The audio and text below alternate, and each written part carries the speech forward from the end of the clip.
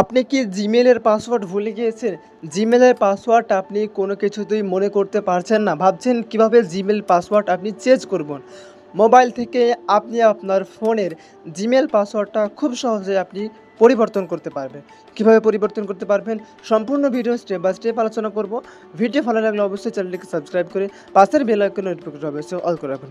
যদি আপনার Gmail password জানা না থাকে বা আপনি সে পাসওয়ার্ডটি ভুলে গিয়ে থাকেন, তাহলে আপনি খুব সহজেই আপনার স্মার্টফোন থাকার মোবাইল থেকে আপনি আপনার জিমেল পাসওয়ার্ড পরিবর্তন করতে পারবেন। এর জন্য আপনাকে আপনার ফোনে যে জিমেলটা রয়েছে, এই জিমেল আপনাকে আসতে হবে। আসার পর ওপরে যে প্রোফাইল আইকনটি রয়েছে, এই প্রোফাইল আইকনে আপনি ক্লিক করবেন। এই প্রোফাইল আইকনে ক্লিক করার পর আপনি আপনার যে ইমেলটাতে আপনি পাসওয়ার্ড চেঞ্জ করতে চাইছেন, সেই ইমেলটাকে আপনি এখানে ইনপুট করবেন। তারপরে আবার আপনি সেই ইমেলে যাবেন।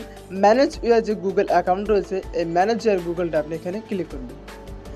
ম্যানেজ ইউর গুগল অ্যাকাউন্টে আসার পর আপনাকে গুগল পাসওয়ার্ড যে অপশানটা রয়েছে, এই গুগল পাসওয়ার্ডটা আপনাকে ক্লিক করতে হবে। এখানে ক্লিক করে নেওয়ার পর আপনাকে সঙ্গে সঙ্গে একটা নতুন পাসওয়ার্ড জেনারেট করতে বলবে। যদি আপনার এখানে স্ক্রিন লক চাই, তাহলে আপনি অবশ্যই স্ক্রিন লক দিয়ে দেবেন।